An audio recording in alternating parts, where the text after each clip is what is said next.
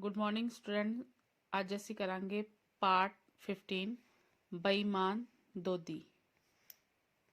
ਇਸ ਪਾਠ ਵਿੱਚ ਦੱਸਿਆ ਗਿਆ ਹੈ ਕਿ ਸਾਨੂੰ ਕਦੀ ਵੀ ਬੇਈਮਾਨੀ ਨਹੀਂ ਕਰਨੀ ਚਾਹੀਦੀ ਤੇ ਇਮਾਨਦਾਰੀ ਬੰਦੇ ਦੀ ਹੀ ਹਰ ਥਾਂ ਤੇ ਪੁੱਛਗਿੱਛ ਹੁੰਦੀ ਹੈ।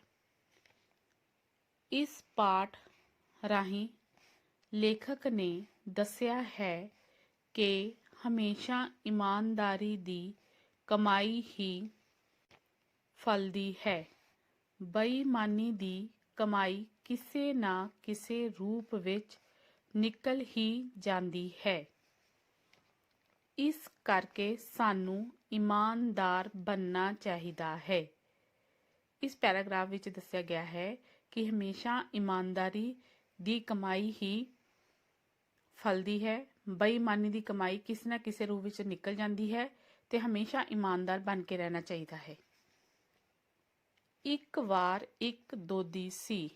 ਉਹ ਦੁੱਧ ਵੇਚ ਕੇ ਗੁਜ਼ਾਰਾ ਕਰਦਾ ਸੀ, ਪਰੰਤੂ ਉਹ ਬੇਈਮਾਨ ਸੀ। ਉਹ ਦੁੱਧ ਵਿੱਚ ਪਾਣੀ ਮਿਲਾ ਕੇ ਵੇਚਦਾ ਸੀ। ਲੋਕੀ ਉਸ ਨੂੰ ਬਥੇਰਾ ਕਹਿੰਦੇ, ਪਰ ਉਹ ਆਪਣੀ ਆਦਤ ਤੋਂ ਬਾਜ਼ ਨਾ ਆਉਂਦਾ। ਇੱਕ ਦਿਨ ਨੇੜਲੇ ਪਿੰਡ ਪਸ਼ੂਆਂ ਦੀ ਮੰਡੀ ਲੱਗੀ। ਉਹ 2-3 ਮੱਝਾਂ ਖਰੀਦਣ ਲਈ ਮੰਡੀ ਨੂੰ ਚੱਲ ਪਿਆ। ਉਸ ਨੇ ਇੱਕ ਥੈਲੀ ਵਿੱਚ ਰੁਪਏ ਤੇ ਸਿੱਕੇ ਪਾਏ ਹੋਏ ਸਨ। ਰਸਤੇ ਵਿੱਚ ਨਦੀ ਪੈਂਦੀ ਸੀ। ਨਦੀ ਦੇ ਕੰਢੇ ਬਹੁਤ ਸਾਰੇ ਦਰੱਖਤ ਸਨ। ਦਰੱਖਤਾਂ ਦੀ ਛਾਂ ਠੰਡੀ ਠੰਡੀ ਸੀ। ਉਹ ਦਰੱਖਤਾਂ ਦੇ ਥੱਲੇ ਆਰਾਮ ਕਰਨ ਲਈ ਲੇਟ ਗਿਆ। ਲੇਟਦੇ ਹੀ ਉਸ ਨੂੰ ਨੀਂਦ ਆ ਗਈ। ਇਸ ਪੈਰਾਗ੍ਰਾਫ ਵਿੱਚ ਦੱਸਿਆ ਗਿਆ ਹੈ ਕਿ ਇੱਕ ਦੋਧੀ ਸੀ। ਉਹ ਦੁੱਧ ਵੇਚ ਕੇ ਆਪਣਾ ਗੁਜ਼ਾਰਾ ਕਰਦਾ ਸੀ। ਉਹ ਬੇਈਮਾਨ ਸੀ। ਉਹ ਦੁੱਧ ਵਿੱਚ ਪਾਣੀ ਮਿਲਾ ਕੇ ਵੇਚਦਾ ਸੀ। ਲੋਕੀ ਉਸ ਨੂੰ ਬਥੇਰਾ ਕਹਿੰਦੇ ਸਨ, ਪਰ ਉਹ ਆਪਣੀ ਆਦਤ ਤੋਂ ਬਾਜ਼ ਨਹੀਂ ਆਉਂਦਾ ਸੀ। ਇੱਕ ਦਿਨ ਨੇੜਲੇ ਪਿੰਡ ਪਸ਼ੂਆਂ ਦੀ ਮੰਡੀ ਲੱਗੀ ਸੀ। ਉਹ 2-3 ਮੱਝਾਂ ਖਰੀਦਣ ਲਈ ਮੰਡੀ ਨੂੰ ਚੱਲ ਪਿਆ। ਉਸ ਨੇ ਇੱਕ ਥੈਲੀ ਵਿੱਚ ਕੁਝ ਰੁਪਏ ਤੇ ਸਿੱਕੇ ਪਾਏ ਹੋਏ ਸਨ। ਰਸਤੇ ਵਿੱਚ ਨਦੀ ਪੈਂਦੀ ਸੀ। ਨਦੀ ਦੇ ਕੰਢੇ ਬਹੁਤ ਸਾਰੇ ਦਰੱਖਤ ਸਨ। ਦਰੱਖਤਾਂ ਦੀ ਛਾਂ ਠੰਡੀ ਠੰਡੀ ਸੀ। ਉਹ ਦਰੱਖਤਾਂ ਦੇ ਥੱਲੇ ਆਰਾਮ ਕਰਨ ਲਈ ਲੇਟ ਗਿਆ। ਲੇਟਦੇ ਹੀ ਉਸ ਨੂੰ ਨੀਂਦ ਆ ਗਈ। ਦਰੱਖਤਾਂ ਤੇ ਬਹੁਤ ਸਾਰੇ ਬਾਂਦਰ ਰਹਿੰਦੇ ਸਨ। ਬਾਂਦਰ ਥੱਲੇ ਆਏ ਤੇ ਦੋਧੀ ਦੀ ਰੁਪਈਏ ਤੇ ਸਿੱਕਿਆਂ ਵਾਲੀ ਥੈਲੀ ਲੈ ਕੇ ਦਰੱਖਤਾਂ ਤੇ ਚੜ੍ਹ ਗਏ। ਥੋੜ੍ਹੀ ਦੇਰ ਬਾਅਦ ਦੋਧੀ ਨੂੰ ਜਾਗ ਆਈ। ਉਹ ਥੈਲੀ ਨਾ ਪਾ ਕੇ ਹੈਰਾਨ ਰਹਿ ਗਿਆ। ਉਸ ਨੇ ਸੋਚਿਆ ਕਿ ਸ਼ਾਇਦ ਕੋਈ ਚੋਰ ਚੁਰਾ ਕੇ ਲੈ ਗਿਆ ਹੈ, ਪਰ ਜਲਦੀ ਹੀ ਉਹ ਟੁੱਕੇ ਹੋਏ ਨੋਟਾਂ ਦੇ ਕੁਝ ਟੁਕੜੇ ਦੇਖ ਕੇ ਹੈਰਾਨ ਹੋ ਗਿਆ। ਉਸ ਦੀ ਨਜ਼ਰ ਅਚਾਨਕ ਉੱਪਰ ਵੱਲ ਗਈ। ਉੱਪਰ ਬਹੁਤ ਸਾਰੇ ਬਾਂਦਰ ਬੈਠੇ ਸਨ। Turn next page. ਬਾਂਦਰਾਂ ਦਾ ਮੁਖੀ ਨੋਟਾਂ ਨੂੰ ਚਿੱਥ ਚਿੱਥ ਕੇ ਥੱਲੇ ਸੁੱਟੀ ਜਾ ਰਿਹਾ ਸੀ। ਉਹ ਮਿੰਨਤਾਂ ਕਰਦਿਆਂ ਕਹਿਣ ਲੱਗਾ, ਬਾਂਦਰ ਭਰਾਵੋ, ਇਹ ਨੋਟ ਚਿੱਥ ਕੇ ਨਾ ਸੁੱਟੋ। ਇਹ ਮੇਰੀ ਮਿਹਨਤ ਦੀ ਕਮਾਈ ਹੈ। ਇਸ ਪੈਰਾਗ੍ਰਾਫ ਵਿੱਚ ਦੱਸਿਆ ਗਿਆ ਹੈ ਕਿ ਦਰੱਖਤਾਂ ਤੇ ਬਹੁਤ ਸਾਰੇ ਬਾਂਦਰ ਰਹਿੰਦੇ ਸਨ। ਉਹਨਾਂ ਨੇ ਦੋਦੀ ਦੇ ਰੁਪਈਆਂ ਵਾਲੀ ਤੇ ਸਿੱਕਿਆਂ ਵਾਲੀ ਥੈਲੀ ਲੈ ਲਈ। ਥੋੜੀ ਦੇਰ ਬਾਅਦ ਦੋਦੀ ਨੂੰ ਜਾਗ ਆਈ। ਉਹ ਥੈਲੀ ਨਾ ਪਾ ਕੇ ਹੈਰਾਨ ਹੋ ਗਿਆ। ਉਸਨੇ ਸੋਚਿਆ ਕਿ ਕੋਈ ਚੋਰ ਚੁਰਾ ਕੇ ਲੈ ਗਿਆ ਹੈ। ਜਲਦੀ ਹੀ ਟੁੱਕੇ ਹੋਏ ਨੋਟਾਂ ਦੇ ਕੁਝ ਟੁਕੜੇ ਦੇਖ ਕੇ ਹੈਰਾਨ ਹੋ ਗਿਆ। ਉਸ ਦੀ ਨਜ਼ਰ ਅਚਾਨਕ ਉੱਪਰ ਵੱਲ ਗਈ। ਉੱਪਰ ਬਹੁਤ ਸਾਰੇ ਬਾਂਦਰ ਬੈਠੇ ਸਨ। ਬਾਂਦਰਾਂ ਦਾ ਮੁਖੀ ਨੋਟਾਂ ਨੂੰ ਚਿੱਤ ਕੇ ਥੱਲੇ ਸੁੱਟੀ ਜਾ ਰਿਹਾ ਸੀ। ਉਹ ਮਿੰਨਤਾਂ ਕਰ ਰਿਹਾ ਸੀ, ਬਾਂਦਰ ਭਰਾਓ, ਇਹ ਨੋਟ ਚਿੱਥ ਕੇ ਨਾ ਸੁੱਟੋ। ਇਹ ਮੇਰੀ ਮਿਹਨਤ ਦੀ ਕਮਾਈ ਹੈ। ਇਹ ਤੇਰੀ ਮਿਹਨਤ ਦੀ ਕਮਾਈ ਨਹੀਂ, ਬੇਈਮਾਨੀ ਦੀ ਕਮਾਈ ਹੈ। ਤੂੰ ਦੁੱਧ ਵਿੱਚ ਪਾਣੀ ਮਿਲਾ ਕੇ ਵੇਚਦਾ ਰਹਾ ਹੈ। ਬਾਂਦਰਾਂ ਦਾ ਮੁਖੀ ਬੋਲਿਆ।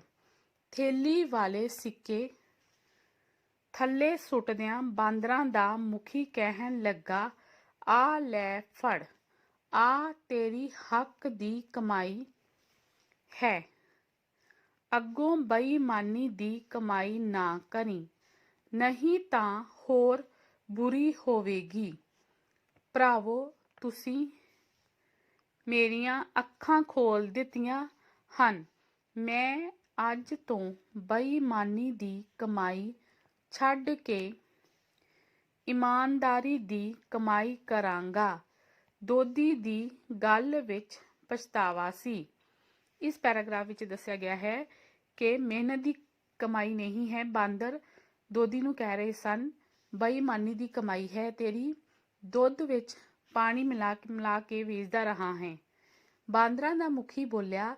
ਥੈਲੀ ਵਾਲੇ ਸਿੱਕੇ ਥੱਲੇ ਸੁੱਟਦਿਆਂ ਬਾਂਦਰਾਂ ਦਾ ਮੁਖੀ ਫਿਰ ਕਹਿਣ ਲੱਗਾ, ਆ ਲੈ ਫੜ, ਆ ਤੇਰੀ ਹੱਕ ਦੀ ਕਮਾਈ ਹੈ। ਅੱਗੋਂ ਦੀ ਬੇਈਮਾਨੀ ਨਾ ਕਰੀਂ, ਨਹੀਂ ਤਾਂ ਹੋਰ ਬੁਰੀ ਹੋਵੇਗੀ। ਭਰਾਓ, ਤੁਸੀਂ ਮੇਰੀਆਂ ਅੱਖਾਂ ਖੋਲ੍ਹ ਦਿੱਤੀਆਂ ਹਨ। ਮੈਂ ਅੱਜ ਤੋਂ ਬੇਈਮਾਨੀ ਦੀ ਕਮਾਈ ਛੱਡ ਕੇ ਇਮਾਨਦਾਰੀ ਦੀ ਕਮਾਈ ਕਰਾਂਗਾ। ਦੋਦੀ ਦੀ ਗੱਲ ਵਿੱਚ ਪਛਤਾਵਾ ਸੀ। ਸ਼ਬਦ ਅਰਥ। Here I don't learn it. ਦੋਦੀ, ਦੁੱਧ ਵੇਚਣ ਵਾਲਾ। ਬਾਜ਼ ਨਾ ਆਉਣਾ, ਨਾ ਹਟਣਾ। ਟੁੱਕੇ ਹੋਏ, ਚਿੱਥੇ ਹੋਏ। ਹੱਕ ਦੀ ਕਮਾਈ, ਮਿਹਨਤ ਦੀ ਕਮਾਈ। ਬੇਈਮਾਨ, ਧੋਖੇਬਾਜ਼। ਲੇਟ ਗਿਆ, ਲੰਮਾ ਪੈ ਗਿਆ। ਕਮਾਈ, ਖੱਟੀ। ਅੱਖਾਂ ਖੋਲ੍ਹ ਦੇਣਾ, ਨਸੀਹਤ ਆ ਜਾਣੀ। 1. ਯਾਦ ਰੱਖਣ ਯੋਗ ਗੱਲਾਂ। ਊੜਾ, ਹਮੇਸ਼ਾ ਇਮਾਨਦਾਰੀ ਦੀ ਕਮਾਈ ਹੀ ਫਲਦੀ ਹੈ। ਐੜਾ, ਬੇਈਮਾਨੀ ਦੀ ਕਮਾਈ ਜ਼ਿਆਦਾ ਦੇਰ ਤੱਕ ਨਹੀਂ ਫਲਦੀ। ਈੜੀ, ਬੇਈਮਾਨ ਬੰਦਿਆਂ ਨੂੰ ਕੋਈ ਪਸੰਦ ਨਹੀਂ ਕਰਦਾ। ਸੱਸਾ, ਇਮਾਨਦਾਰ ਬੰਦੇ ਦੀ ਹਰ ਥਾਂ ਤੇ ਪੁੱਛ ਹੁੰਦੀ ਹੈ। ਕੁਐਸਚਨ ਨੰਬਰ 2, ਬਹੁ ਵਿਕਲਪੀ ਪ੍ਰਸ਼ਨ। ਊੜਾ, ਦੋਦੀ ਕੀ ਵੇਚ ਕੇ ਗੁਜ਼ਾਰਾ ਕਰਦਾ ਸੀ? ਦੁੱਧ, ਮੱਝਾਂ, ਪਸ਼ੂ। ਉੱਤਰ ਹੈ ਦੁੱਧ। ਐੜਾ, ਨੇੜਲੇ ਪਿੰਡ ਕਿਹਨਾਂ ਦੀ ਮੰਡੀ ਲੱਗੀ ਸੀ? ਫਲਾਂ ਦੀ, ਸਬਜ਼ੀਆਂ ਦੀ, ਪਸ਼ੂਆਂ ਦੀ। ਉੱਤਰ ਹੈ ਪਸ਼ੂਆਂ ਦੀ। ਈੜੀ, ਦੋਦੀ ਕਿਸ ਦੇ ਕੰਢੇ ਆਰਾਮ ਕਰਨ ਲਈ ਲੇਟ ਗਿਆ?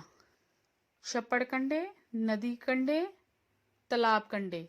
ਉੱਤਰ ਹੈ ਨਦੀ ਕੰਢੇ। ਸੱਸਾ, ਬਾਂਦਰਾਂ ਦੇ ਮੁਖੀ ਨੇ ਦੋਦੀ ਨੂੰ ਕੀ ਵਾਪਸ ਕਰ ਦਿੱਤਾ? ਥੈਲੀ, ਰੁਪਈਏ, ਸਿੱਕੇ। ਉੱਤਰ ਹੈ ਸਿੱਕੇ। Turn next page. Question number 2, ਹੇਠਾਂ ਦਿੱਤੇ ਸ਼ਬਦਾਂ ਵਿੱਚ ਠੀਕ ਸ਼ਬਦ ਚੁਣੋ ਤੇ ਖਾਲੀ ਥਾਵਾਂ ਭਰੋ। ਊੜਾ, ਦੋਦੀ ਆਪਣੀ ਡੈਸ਼ ਤੋਂ ਬਾਜ਼ ਨਹੀਂ ਸੀ ਆਉਂਦਾ। ਆਦਤ। ਐੜਾ, ਨਦੀ ਦੇ ਕੰਢੇ ਬਹੁਤ ਸਾਰੇ ਡੈਸ਼ ਸਨ, ਦਰਖਤ। ਈੜੀ, ਬਾਂਦਰਾਂ ਦੇ ਮੁਖੀ ਨੇ ਡੈਸ਼ ਨੂੰ ਚਿੱਥ ਚਿੱਥ ਕੇ ਸੁੱਟ ਦਿੱਤਾ, ਨੋਟਾਂ। ਸੱਸਾ, ਉਸ ਨੇ ਉਸ ਦੀ ਹੱਕ ਦੀ ਕਮਾਈ ਦੇ ਡੈਸ਼ ਸੁੱਟ ਦਿੱਤੇ, ਸਿੱਕੇ। ਹਾਹਾ, ਦੋਧੀ ਦੀਆਂ ਡੈਸ਼ ਖੁੱਲ੍ਹ ਗਈਆਂ ਸਨ, ਅੱਖਾਂ। ਕੁਐਸਚਨ ਨੰਬਰ 3, ਹੇਠਾਂ ਦਿੱਤੇ ਵਾਕਾਂ ਦੇ ਸਾਹਮਣੇ ਠੀਕ ਗਲਤ ਦੇ ਨਿਸ਼ਾਨ ਲਗਾਓ। ਊੜਾ, ਦੋਧੀ ਇੱਕ ਇਮਾਨਦਾਰ ਬੰਦਾ ਸੀ, ਗਲਤ। ਐੜਾ, ਉਹ ਦੁੱਧ ਵਿੱਚ ਗਾਂ ਦਾ ਦੁੱਧ ਮਿਲਾ ਕੇ ਵੇਚਦਾ ਸੀ, ਗਲਤ। ਈੜੀ, ਦੋਧੀ ਮੰਡੀ ਵਿੱਚ ਸਬਜ਼ੀਆਂ ਖਰੀਦਣ ਲਈ ਚੱਲ ਪਿਆ, ਗਲਤ। ਸੱਸਾ, ਦੋਧੀ ਦੀ ਹੱਕ ਦੀ ਕਮਾਈ ਬਚ ਗਈ ਸੀ, ਸਹੀ। ਹਾਹਾ, ਦੋਧੀ ਨੂੰ ਆਪਣੀ ਕੀਤੀ ਤੇ ਪਛਤਾਵਾ ਸੀ, ਸਹੀ। ਕੁਐਸਚਨ ਨੰਬਰ 4, ਹੇਠ ਲਿਖੇ ਸ਼ਬਦਾਂ ਨੂੰ ਹਿੰਦੀ ਅਤੇ ਅੰਗਰੇਜ਼ੀ ਵਿੱਚ ਲਿਖੋ। ਦੁੱਧ, दूध, मिल्क। दोधी, दूध वाला, मिल्कमैन। आदत, आदत, हैबिट। मंडी, मंडी, होलसेल मार्केट। बांदर, बंदर, मंकी। क्वेश्चन नंबर 1, हेठ लिखे शब्दां दे विरोधी शब्द लिखो। बेईमान, ईमानदार। वेचना, खरीदना। ठंडी, तत्ती। थल्ले, ऊपर।